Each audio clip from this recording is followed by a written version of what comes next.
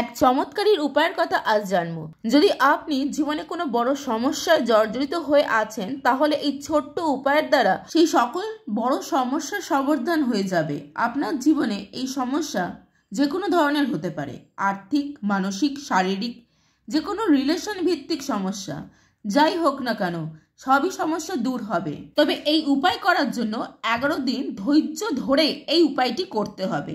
এটি আপনি আপনার জীবনে একাধিকবার প্রয়োগ করতে পারেন আলাদা আলাদা সমস্যার জন্য। এই উপায়ের একটি বীজ মন্ত্র আছে, যার দ্বারা আপনাকে আহুতি করতে হবে লবঙ্গ। এই উপায়ের জন্য কিছুটা কর্পূর, ফুলযুক্ত লবঙ্গ ও একটি মাটির বা তামার পাত্র লাগবে, যার মধ্যে আহুতিটা করা হবে। প্রথমে এই বীজ মন্ত্রটি কি জানবো। বীজ মন্ত্রটি হলো ক্রিম। এটি মা কামাখ্যার শক্তিশালী একটি বীজ মন্ত্র।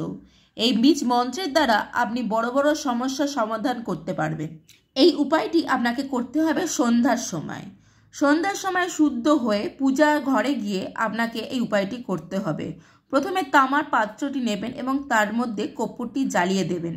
এবার এক এক করে ফুলযুক্ত লবঙ্গ আহুতি দেবেন ওই জ্বলন্ত কর্পূরের মধ্যে। একটি করে লবঙ্গ আহুতি দেবেন আর ওম ক্রিম সাহা এই মন্ত্রটি বলে উচ্চারণ করবেন আর লবঙ্গটি কর্পূরের মধ্যে দেবেন। এইভাবে 9টি লবঙ্গ আগুনে দিতে দিতে 9 বার মন্ত্রটি জপ করতে হবে। তারপর শ্রী সুক্তম মন্ত্রের পাঠ বা শ্রবণ করতে হবে এই টানা 11 দিন ধরে।